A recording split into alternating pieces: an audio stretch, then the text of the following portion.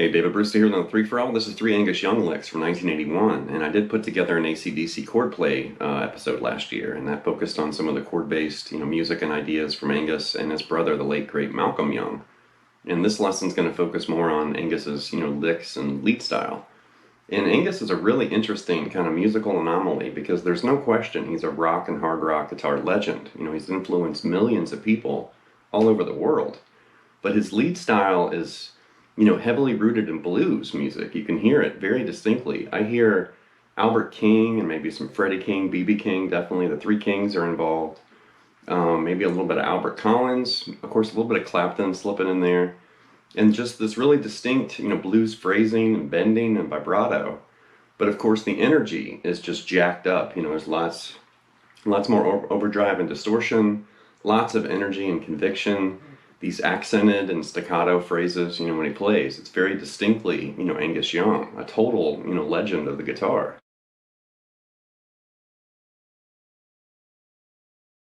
So aside from this lesson hitting, some Angus Young licks, you're also going to learn about staccato and accented phrases, in music. And an accent, really, in music just means you're putting more emphasis on a certain note or a group of notes. It could be a chord, but you're just putting a little bit more energy or oomph into what you're playing. And then staccato would be the exaggeration of that. It's even more extreme. It's literally kind of the dynamic separation of notes. Almost has kind of a choppy or abrupt, kind of sound. But here's an image with the definition of staccato and accent, just in case you're not sure what that means.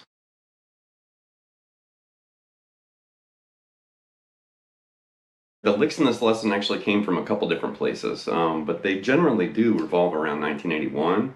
There are a few phrases we're going to look at later in the lesson from 1977 and 1979, just kind of an overview. And then, but I did actually grab these from a couple concerts, but they were all in 1981. So here we go. The first lick's the staccato bending phrase, and he's really digging in. He's picking hard, he's fretting hard. There's lots of energy, and aggression. And we're in C minor pentatonic, and something like this.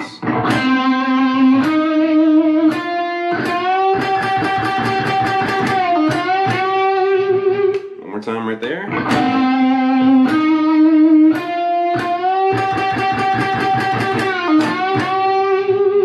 So right there, we're basically in the box, C minor pentatonic. And he's grabbing the C note, grabbing E flat, and then grabbing this F. And you're really, over-exaggerating the picking there. You're, using staccato and accenting all three of those notes.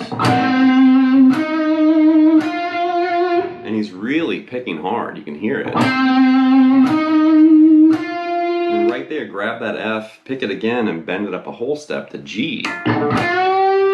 And then once you bend it up like that, you're going to do the staccato picking, and you're going to pick that, I'm counting 10 times, like this. 1, 2, 3, 4, 5, 6, 7, 8, 9, 10. On the 10th one, you want to release that bend. Go back to that E flat, and then bend that F 2 more times, and add vibrato the second time. Something like that.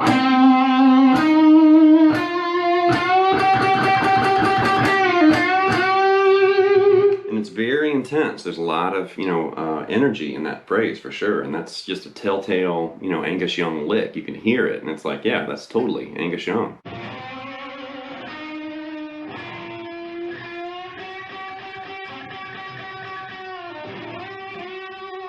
The next lick's another accented, staccato bending phrase, and this time we're in A7, and it's something like this. It's pretty cool.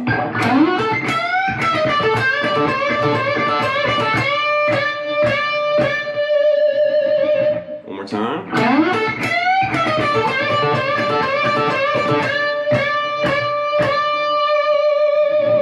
So we're basically in A7, we're kind of playing with like the B.B. King box right here. And he's basically shifting into this F sharp, grabbing A, and then grabbing this E on the high E string right there. And then he's bending that up a step and a half, like this. And that's definitely, picked and played, with a heavy accent right there. And then you want to come down chromatically right there, E, E flat, D. Grab this A note back on the B string right there. And then he starts doing this bending lick like this.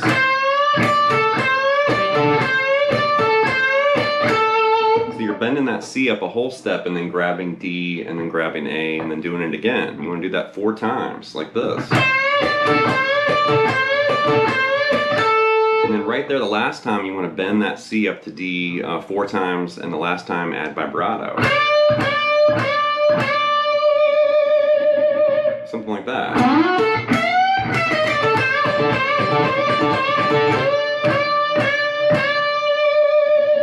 Cool phrase, and I love those kind of bluesy B.B. King, kind of inspired lines like that.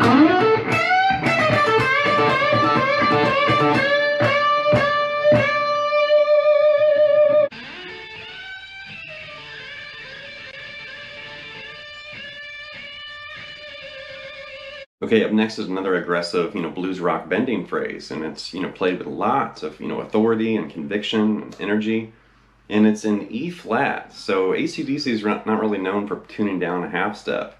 So I don't know if maybe it was like the analog to digital transfer and it kind of changed the speed or the pitch. But instead of retuning, I'm playing it in E flat, right here. But it's really, dynamic and very, just very heavily accented like this.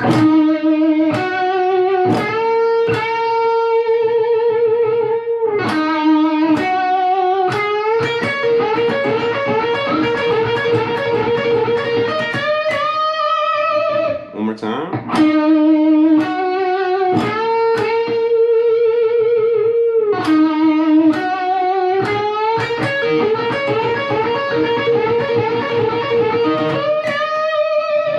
So we're in E flat minor pentatonic right there.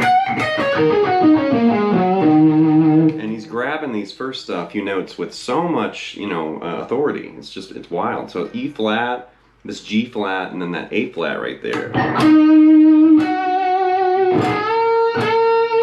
And the first time he grabs that A flat, he's going to actually do a raked, kind of pick into that and bend it. So it's like a raked, bending idea. Like that. The second time you bend it, you're going to hold it and add vibrato. You also hear him kind of release it. And then go back to that E flat. And then you hear this. The first time, and then he does this, and then you hear him basically do that first lick again, but he does it faster. So it's kind of a stock, pentatonic lick, because the first time it was this, and then he does this, and then he does that first lick again, but faster.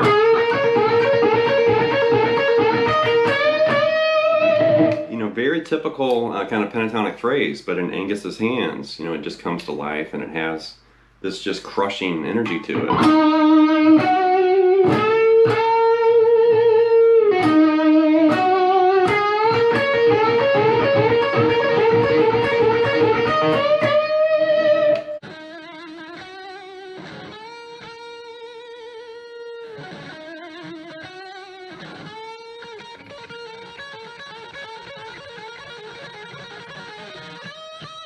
Right, here's a bonus lick, and basically I'm going to put together a couple different ideas here. The first thing I'm going to show here are these pull-off patterns, and this is basically what the bonus lick entails.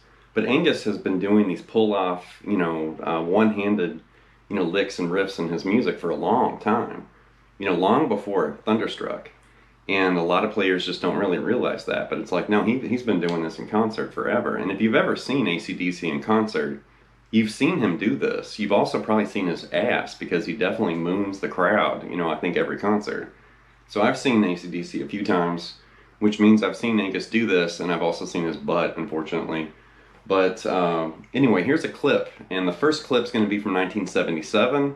The second clip's from 1979, just as proof that Angus has been doing this for a while. And there's no butt in this clip, it's just his guitar and his playing.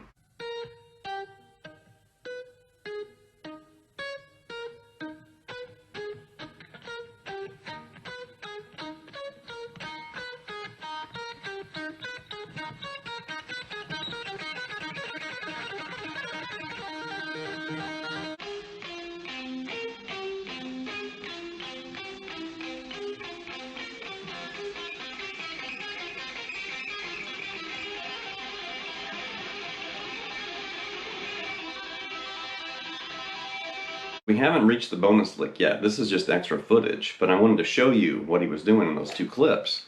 And once again, I have no idea what's going on with the transfer and the video quality, and the clips are basically like out of tune.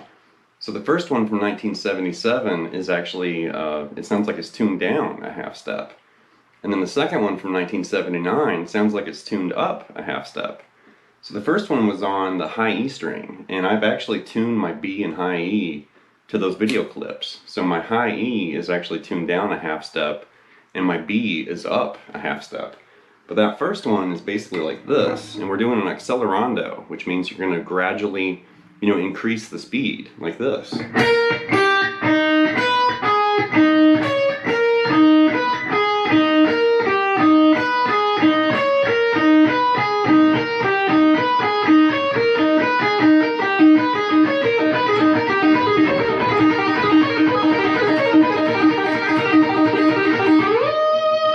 The second one's on the B string, and you're doing this.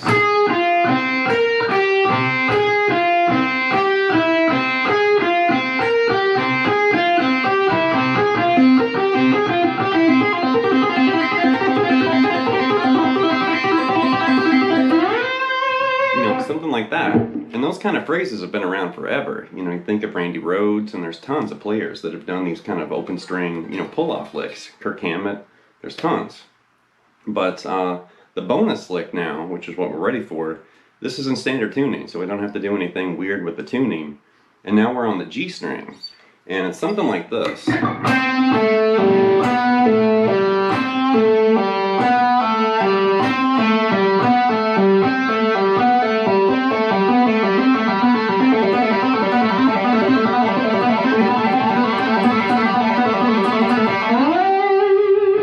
Again, it's accelerando. We're starting slow and then just start gradually getting faster and faster.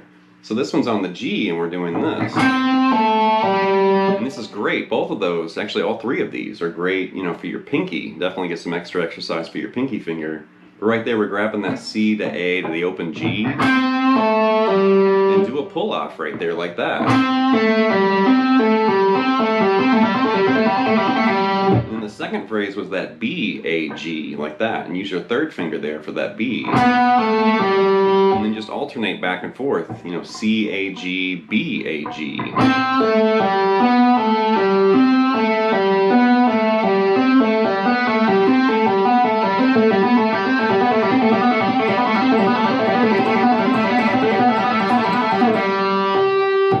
See, I'm actually muting the D and the B. I'm kind of surrounding that G string, and I'm muting it there with my pick hand. Now, of course, Angus wasn't doing that. He had his hand, raised up in the air. But I'm trying to keep it clean, especially demonstrated here for this video. But that's something you probably want to do, unless you're going to raise your hand up in the air or throw a pick out in the audience or whatever. But you definitely want to surround that string that you're playing, and then dampen those strings. That way you're not going to have extra noise and strings ringing, like this.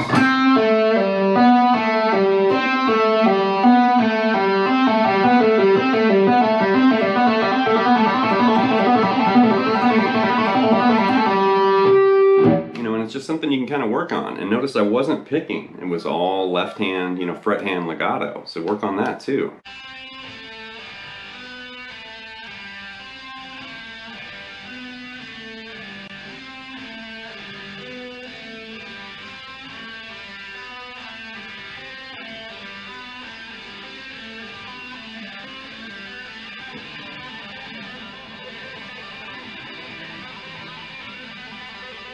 That's going to wrap this look at 3 Angus Young Licks from 1981. And as I mentioned earlier, Angus Young is just an essential, very important, pioneer of rock and hard rock music.